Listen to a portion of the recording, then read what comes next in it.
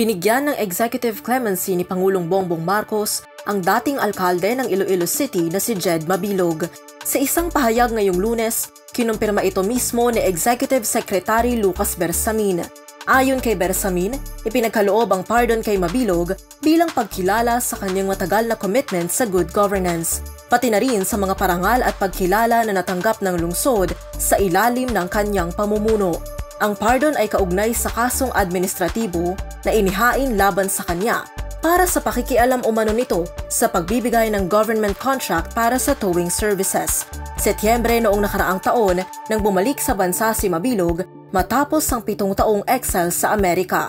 Samantala, humarap ito sa ilang pagdinig ng Kongreso at Senado upang tumestigo laban sa naging kampanya laban sa iligal na droga noong Administrasyong Duterte. Isa si Mabilog sa inakusahang narco-politician ni dating Pangulong Rodrigo Duterte.